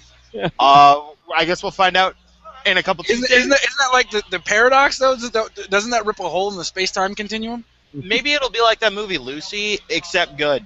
I like that. Actually, Lucy was up until the end. Yeah, the end. Well, wait, correction. Up until about 20 minutes after she gets the serum into her, it was a decent movie. Because it's like you don't know what's going on, really, and then she gets injected with the stuff, and then all of a sudden you're like we keep seeing these movies. What was the other one? Limitless? Yeah, that was similar to this one? I keep trying to figure it out. I like Limitless. I think Limitless was actually a very good movie. Limitless was good. I went out trying to find an herbal supplement like it. Yeah. Yeah, but it's like, I don't know. I put 75 cents in this machine in the bathroom, and it said it said Limitless on it. I didn't. On that note, thanks, Josh. Thanks for being with us here on Computer America. Oh wow. Okay, so who do we got now joining us here now? Charles? Within the next minute? The next minute. Oh, well, they can sit down. Well, I'll tell you what. In the next minute is is the beautiful Sandy Berger. Okay. Unless all those things you said about her earlier were true. Hi, Sandy. How are you? Hey, She's here. I'm good. Well, we're so glad that you can make it just before the commercial break. So. And welcome, Sandy Berger. Commercial break. Yeah. Okay. Thanks, guys. All right. Well, And I keep coming back. That's the thing that's scary, isn't it? You're a glutton for punishment. Yeah. It's Craig's charm. It's only going to be about 3 minutes, and then we'll continue on. Sandy Berger, our consumer electronics expert, is going to give you her overview of the Consumer Electronics Show. She's been out there for some time now. You listen to the Computer America Show on the IRN Radio Network, on the Boost Radio Network, and on the Blog Talk Radio Network. We're coming to you live from the CES, the ShowStoppers event at CES at the Wynn Hotel. We'll be right back with Sandy Berger. Stay with us. Other animal rescue is waiting just for you. The mission is to protect and enhance the lives of companion animals and the people who love them. Their no-kill rescue shelter is open year-round, making it easy for people to adopt their best new friend. This year, Brother Wolf will find homes for over 2,400 orphan dogs, puppies, cats, and kittens. All have ended up as an orphan through no fault of their own. Brother Wolf has created a safe, nurturing environment where these special animals can heal emotionally and physically until they find a lifelong home. Their life-saving transport program brings dogs and puppies from overcrowded shelters in the south to rescues in the north where homes are easier to find. Brother Wolf Animal Rescue is a 501c3 organization. To learn more about their life-saving work and to make a donation, visit their website at www.bwar.org. That's www.bwar.org. Help to realize Brother Wolf's vision when no animal is euthanized for lack of a home. Who's a good boy? Don't complain about your cable bill going up and up and up. Do something about it. Grab a pencil and jot down this special number, 1-866-663-MY-TV. The more cable TV rates go up, the better digital satellite TV looks. So, disable the cable and get more of your favorite channels in 100% digital quality for less money. Call 1-866-663-MY-TV right now to sign up for packages starting as low as $19.99 and up to 4 rooms. And there's no equipment to buy. That includes your free HD TV upgrade, your free DVR upgrade, and your free professional installation. And the best part, the pristine digital picture and sound. Call 1-866-663-MY-TV. So, what are you waiting for? Pull out your major credit or debit card. Call 1-866-663-MY-TV. 1-866-663-MY-TV. Disable the cable, cut costs, and get more. Call 1-866-663-MY-TV. 1-866-663-MY-TV.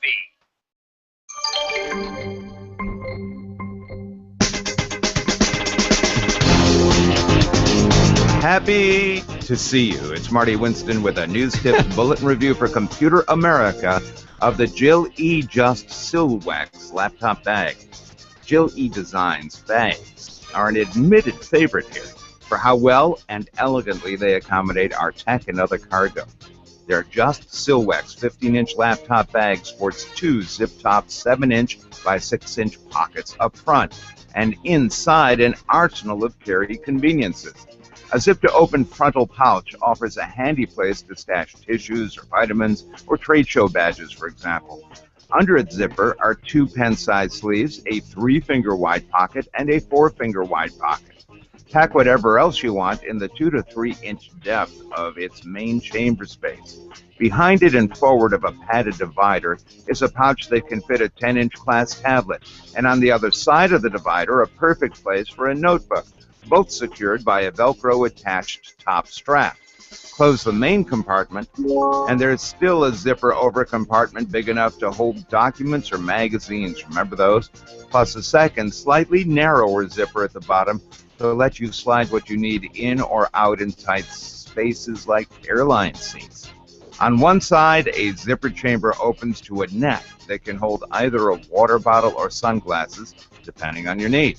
Bottom line, the Jill E. Designs Just Silwax 15-inch laptop bag straps a lot of happy over your shoulder. This is Marty Winston with a News Tips Bulletin Review for Computer America. Welcome back to the Computer America Show. Just come back from the bottom of the hour, and we are live out at CES with Charles Tendell, and just joining us, for the last 30 seconds of the last half hour, is Sandy Berger, who I can only assume has been out there. I don't know what you do out there, so I haven't been out there. But Sandy, how's it? Hey, it's been great. I have been out there, been everywhere, running here and running there, seeing everything that I could see. And believe me, there's plenty to see this year, right, Charles? There's a lot out here this year. The Internet of Things has proliferated everywhere now. Yeah, and you know what? Sandy is going to be actually on with us in next week on the 10th. So we'll talk a little bit about what you saw here tonight, but obviously we'll talk more in depth when you're on the show on next Wednesday. Yeah, we can talk about individual things next week. Exactly. So I'm going to ask you what I've been asking some of the other people who've been out there. Theme, what have you noticed to be going out at CES this year? You know what I've noticed about this show is that usually the technology is behind. This show, the technology has caught up. Really? So we've got all these sensors, we've got all these miniaturized devices, and now we have to figure out what to do with them. So what's happening, in my opinion, is manufacturers are getting a good idea, they're developing a product, they're thrown against the wall to see what sticks. Do we need an internet-connected toothbrush? Do we need an internet-connected crock pot? Well, I want to have Google reviews about my toothpaste and all that. Be able to read the news while brushing. What possible application could you have connecting your toothbrush to the internet? I don't see it. It could tell me the texture of my teeth and recommend new toothpastes. No, not only that, they have already made relationships with dentists, so that what's going to happen is you're going to have a layout of how well you brushed or how well the kids brushed, and that's going to go to your dentist's office. And then when you go for your checkup, the dentist is going to say, well, you're missing this area, or you're not doing this, or you're not doing that. So it's the dentist's way of invading my privacy and in a way, yes. However, so if I get a text message from my dentist while I'm brushing my teeth that says, don't forget to floss, and you missed the spot, that's a little creepy, isn't it? It's very creepy. And that's why I said, people are throwing this stuff out there, and they're going to see if people are willing to accept it or not. In other words, if you really have dental problems, or you get your teeth decay easily, maybe you'll be thrilled to have a toothbrush like that. Me, I don't know that I'd want to be nagged all the time, but, everybody's going to accept these things differently, and they're trying to find out, how many people like this one thing and how many people like the other. Well, we're in an unusual spot that we have such a broad band of technology that's applicable to just about everything that we do, and it's sort of like hit almost at the same time. So now we say, well, let's see what sticks. Let's put our TVs on the internet. Okay, well that seems to be sort of working. Let's put our thermostats on the internet. Well, there's some positive things there, but now let's just try toothbrushes, or the dishwasher, or the refrigerator, or Right. I mean, they're just going to pick things that we have, and now we're going to apply the internet and see if it works.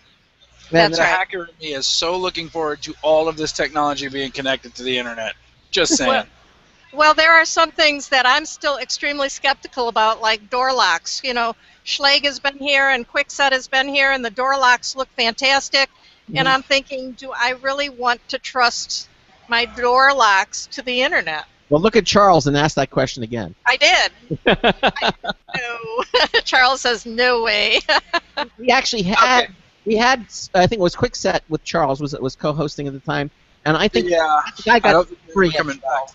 Yeah, he didn't want to come back after that. He did not like that. Charles gave him a hard time. I can understand. I wasn't trying to give him a hard time. It was they tout themselves as the super secure solution, but the security mechanisms that they're relying on. But his answer to, well, how do you encrypt the traffic on the Wi-Fi network? Well, we don't. What? So your key between your smart device and your lock transfers unencrypted via your wireless network. So I could just log in and grab your... straight down. See, that's the thing that bothers me about some of this stuff. And it's going to take time. It's going to take time for it all to filter out. And although security is fairly big at the show, it is not as big as I thought it was going to be. Nope. After all the hacks that they've had and all the companies that obviously are not protecting their data enough, you would think there would be a lot more people interested in security here. But see, that's the other aspect. There's a lot of the consumers aren't jumping onto the security bandwagon until it affects their credit card purchases or it affects, insert financial institution here. They don't genuinely care because they're kind of oblivious. They just want their technology to work out of the box. Adding security to it, that out-of-the-box functionality goes away. Right. Yeah, it's harder to use. Exactly. Exactly. Yeah. Well, in any case, one thing that is here at the show in mass is entertainment. Matter of fact, one of the guys said to me when I was setting up interviews at another booth, he says, "Don't you dare bring me any more headphones. I can't stand it. Another pair of headphones." Because they're everywhere. But I will tell you this, if you can find a quiet space and listen to some of these headphones that they have now, the sound quality is amazing. It truly is. They are getting better. They're getting better and better, and so it is amazing. But that is something that's everywhere. That and, of course, TVs. TVs are like from last year. TVs are just always going to be here. I've even seen a couple of the curved TVs. The ridiculous, I remember there being a mention of 4K last year, and now it seems like everyone's got a 4K TV. Now they've got 8K. Good God! It's on the show floor. Yeah. I haven't even gotten to 4K yet. I'm still an HD TV guy. Well, going to 4K in 2014 was extremely problematic because the codecs were not all supported and they had massive problems. Just now they have announced a UHD TV Alliance who's going to regulate things. And Sony's running that one, right? Yeah. But there's no way that I would have bought a 4K TV before they had, an alliance that could regulate things so that every time you bought a 4K TV, it was going to play all 4K content. Mm-hmm. Which was some sort of standard. Yeah, standard. Going into 2015, they'll have those standards worked out, so it's going to be a lot better. But very interesting. And I'll tell you one announcement that I was fascinated with was by Dish Network. It's called Stream. Have you heard about that, Charles? Yeah. The Sling, not the Sling. Yeah, Stream. Sling. Yeah. But it's the first a la carte television scenario, and I think it's going to change the whole way we do things. Well, we're gonna see the battle of the clones once it starts. We're gonna see DirecTV and Comcast and everybody else kind of jump on it. But right. This is Dish Network's way of saying, look, we get it. We've been trying to figure out a way to bring this to you, and our programming, our content providers are telling us, no, you can't, because a la carte means I'm taking away your commercials. Right. So now we offer this additional service where, you can now have television a la carte. Yeah, and I think it's going to, like I say, change the industry. It'll it's going to be a groundbreaker. It's kind of time. We had talked about it before, Sandy, and everything, and I didn't think it was going to this soon. I thought it was going to take longer, but evidently things are moving at such a pace that they realize they have to do something to be competitive. Right. Although the things that you see out at CES, they aren't, some of them may be hitting the market right now, but what you see out at CES is what you're going to see over the next year of releases. That's right, but this is being released very quickly. But you're right, Ben. What happens here is, there are certain things I've seen tonight that are awaiting FDA approval. They have a baby Band-Aid, which is phenomenal. Your kid is sick, you could put this little Band-Aid on them, and it'll alert you when their fever goes up. Oh, that's cool. Yeah, really neat. They're just awaiting. Last year they had a lot of that iHome health technology, right. But it was all kind of large and kind of cumbersome and kind of like you couldn't use it for a child. They'd freak out about it. This is really neat technology, very useful. They don't have a price point set yet, but they did tell me, it's going to be really affordable. And they're just awaiting FDA approval, which they hope for this spring. So there's a lot of stuff that comes right away. There's other things that they never get the FDA approval or they never get it to market. So you never know if a product's going to make it or not if you see it at CES. Hey, I have a question for Sandy. How did you get that really nice press badge as opposed to the one that Charles has? It's much more flashy. This one? Yeah. Yeah, that's from a new domain. .net, and I'm working with them tonight and providing them some content. I thought So, Charles. Greg, Sandy also wanted to tell you that we're starting the Technology America show. It's going to be sponsored by a new domain and PopZera and CES, and we're going to start competing specifically with you. So this is our coming out party. Or did you tell him already? I I didn't know cannot wait about for the it, Olympic events. but I like the idea. See what you started now, Charles. All right. Well, Sounds Sandy, good to me. all right, Sandy. Well, listen, thank you so much. And again, we'll catch more about what you saw at CES on next Wednesday when you appear on the show for both hours. Sounds great. on Take care, Charles. Enjoy the rest of the show. Sandy. Bye-bye, everyone. Bye-bye. All right. So there you go, Sandy Berger, consumer electronics expert, and she out at CES, and will be with us again next Wednesday on the show when she appears. It will be the 14th of January. So now, do we have Grayson Hamilton going to be back with us for the rest of the show? Is that what's going on? He could be back here for the rest of the show. I don't see him around, but I have to find him. Okay. All right. Well. Sandy is going to see if she sees him. She's going to send him back my direction. Okay. All right. Because again, if he doesn't join us, we'll certainly have him on next Game or Tuesday show, so he can certainly tell us about all the other things. Good. But he is seeing a lot of things out there. So. Yeah. Yeah. Exactly. All right. So where do we stand at this point? What do we got? I've got one more guest was supposed to be here now, but I don't know where he is. Yeah, this happens. You know, we get people that they get lost or they get tied up in other things, not realizing it's a live broadcast. Yeah, well, no, I was pretty adamant about telling him it was a live broadcast, and we do video and we do audio and everything else. And you really should be here.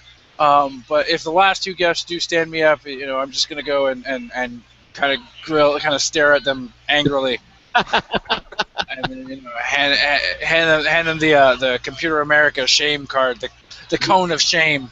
Cone of shame, exactly. All right. Go get some of those glass soda bottles and put them on your fingers. There's another technology that I really want to get in, and I'll probably get a hold of it.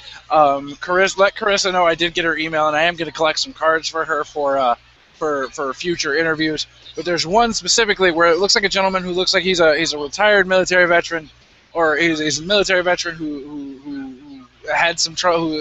Who I don't know if he's paraplegic from the waist down, but he's got on what looks to be like an exoskeleton, and he's just walking around, and it is absolutely fascinating to me. And if that's the kind of technology that's coming out of CES, that's where I'm about to throw a bunch of money, because that is amazing. Because to be able to bring mobility back to wounded warriors and soldiers like that is something that is truly, truly amazing. And I might leave you with Pickled Chipmunk to do the news for a minute while I go and talk to this gentleman. Yeah, exactly. He's passing in front of you right now? Like he's he's been standing over here talking to a group of people for the last 20 minutes, and they look like they're wrapping up. So if they're wrapping up, I'm going to try and grab him. Will he be able to fit into the chair, though? I mean, I don't know. The device is really thin. Like it looks like it's 3 straps on your legs, and it looks like those things you see. Ben, you play Call of Duty Modern Warfare, right? Yeah. Or the Advanced Warfare, where they have like the enhancement suit or whatever it is. Yeah. It's basically that thing. So they're like probably like carbon fiber rods that go along and strap in. They go along the outside of his legs. Yeah. All right, yeah. So they're like tent poles, but all over his body. That's neat. Well, just on his legs, not all over his body. Yeah, legs then. Yeah. Exactly. Okay. Well, if you've just tuned in, we are talking to you live from the Consumer Electronics Show. We're at the Showstopper event at the Wynn. It is at the Wynn Hotel, correct, Charles? It is at the Wynn. I will be right back. Oh, okay. He's going to try to get the gentleman with the military carbon fiber suit, enhancement suit, and see if we can get him on the. Well, the description, but no, it's a device that lets you regain mobility. Which, I mean, in terms of something that would return mobility to people who are maybe lose for some reason spinal cord damage or something along those lines, a device that lets them walk again. I mean, that's beyond what the phone cases that you see at CES. That's pretty impressive. Yeah, it's sort of like an exoskeleton of some sort. Exactly. Exactly. Exoskeleton, but smaller and slimmer than the ones that you have kind of associated with movies. Yeah, exactly. Well, my first experience with the exoskeleton was from Alien 3, I think it was. It was Alien 2. It was Aliens. Yeah, that's where she were at. I mean, Alien, like the first one, where she's in the, it's kind of like a giant suit, but that would be considered an exoskeleton. Yeah, she was able to lift, like a mover. Yeah.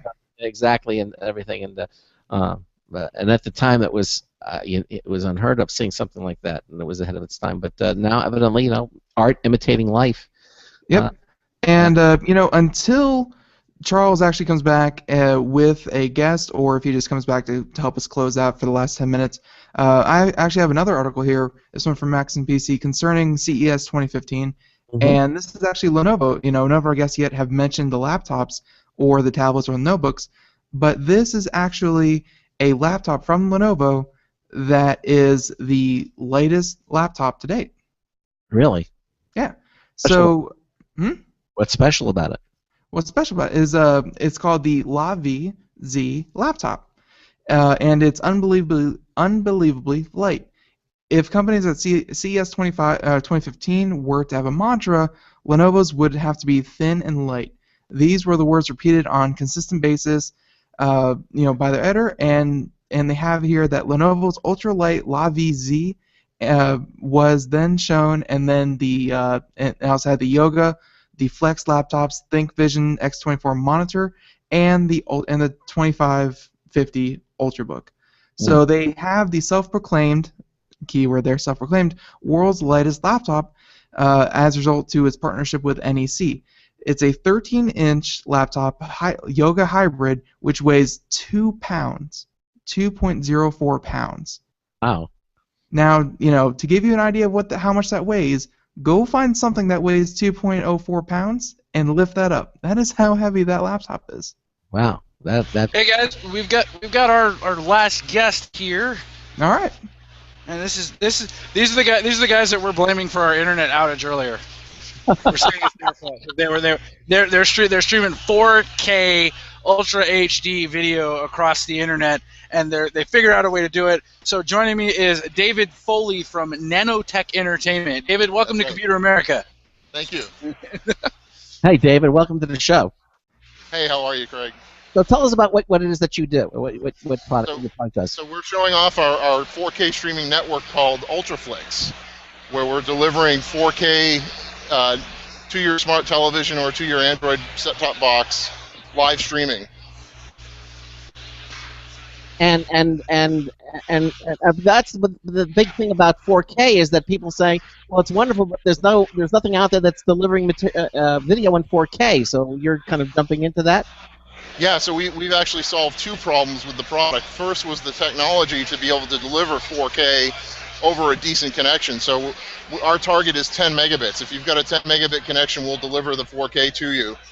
If you if you go to 15 megabit, you're going to get a visually lossless. You're not going to notice any artifacts at all. We can go as low as 6 megabit in dropouts and keep the stream going. And the other end of that was, okay, you can deliver it, what are you going to deliver? And so we actually created two studios, one in San Francisco, one in Hollywood. We bought 2 4K film scanners, and we've been scanning a bunch of movies into 4K. We've also done deals. We just did a deal with MGM, so we now have Rocky, The Good, the Bad, the Ugly, Rain Man, RoboCop, all on our network for rental. The old RoboCop or the new old? The old RoboCop. The classic RoboCop. The good RoboCop. That's right. Good RoboCop.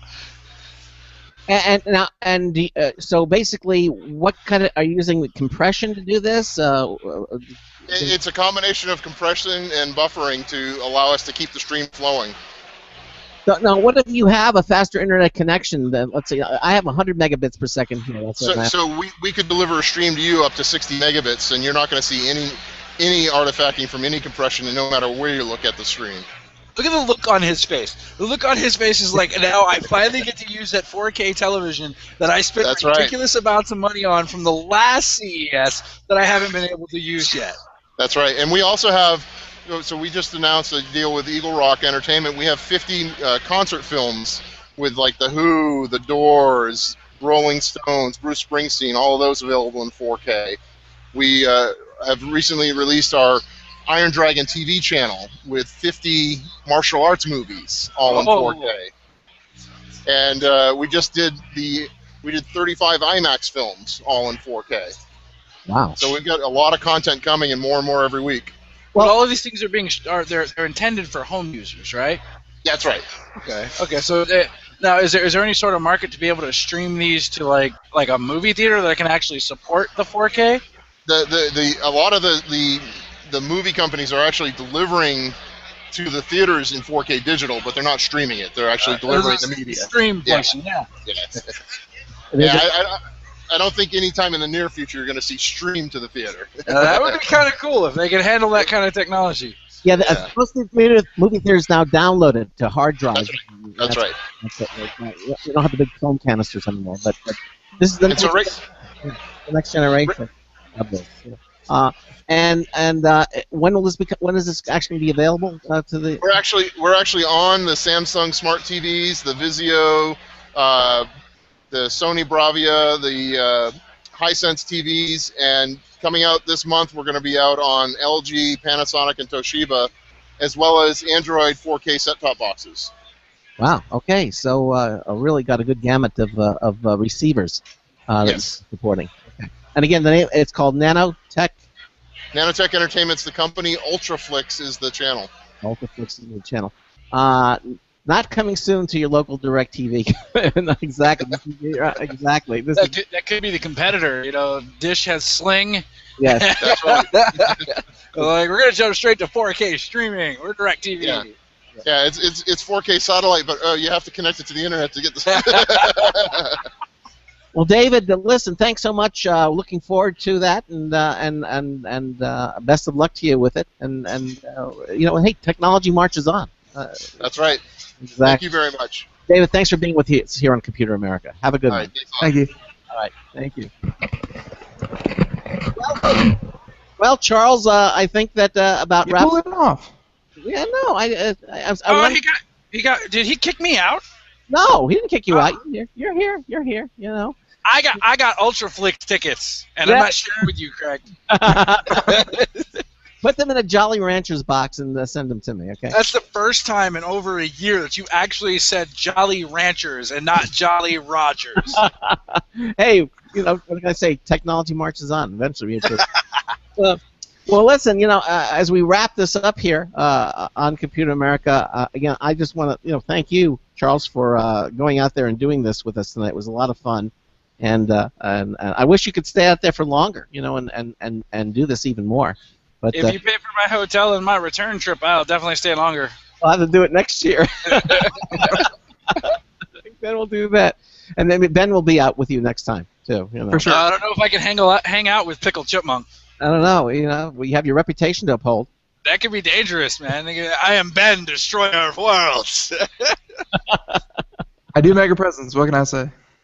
Oh my God, you shaved! I just noticed that. He just. That did happen. It was shocking for everyone. What is this? You shouldn't have shaved, Ben. It totally. Now you look like a 10-year-old. Oh, Josh is back. Josh is back. I think that's my cue. I think I've got to jump off. I think there's some black up that's needed somewhere. Oh. Wait, put it back on. That's a 90 seconds. He didn't make that up. That's an industry term. We got a newsletter every month with new terms, dance moves, things like that. That's official. That is official. Well, thanks again, guys, for being here, and again. Don't go anywhere. But we're pretty much out of here. And again, thanks so much, Charles, for being with us. and doing this with us on the Computer America show. Coming 60 seconds. Coming up tomorrow night, we're going to have Mike Cermak is going to be on the show. Our TechGuy.org is going to be joining us, and it's going to be a fun show, and hopefully you will be with us here too. Again, thanks to Charles Tendell. Really, my friend, great job being with us here at the Consumer Electronics Show. And you've got the rest of the evening to wander and go geek out. All those great wander, and then I got to be at the airport at 8 in the morning, so I don't even know what I got a hotel room for. Okay.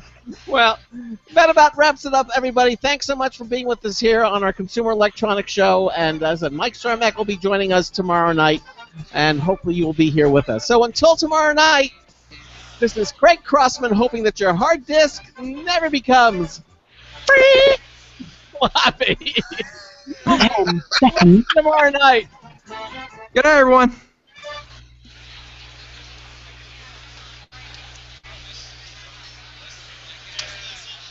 And we are out. And thanks so much. And again, for all Thank of you for using Blog Talk Radio. Goodbye. Goodbye to all of you out watching us on our Hangouts broadcast. And again, thank you for being with us here at our CES show. And we'll see you tomorrow night with Mike Cermak. Charles, thanks again. My pleasure. You owe me. Yeah, big time. Ben, grow the facial hair back, dude. We're working on it. We're working on more it. sophisticated. You look better. We're working on it. You look like what? We're working on it. Oh, Trust me. Grayson said you look like a hobo. No, I think right now he looks 10. He looks like a child molester's wet dream. Oh, thank you. That's the best compliment I got all day. Thank you. He said, "Oh, thank you." Don't do that. Don't do that. And wait, Craig, you did hit the gone button, right? Or is that live? I'm hitting it right now. Okay. Oh, that one.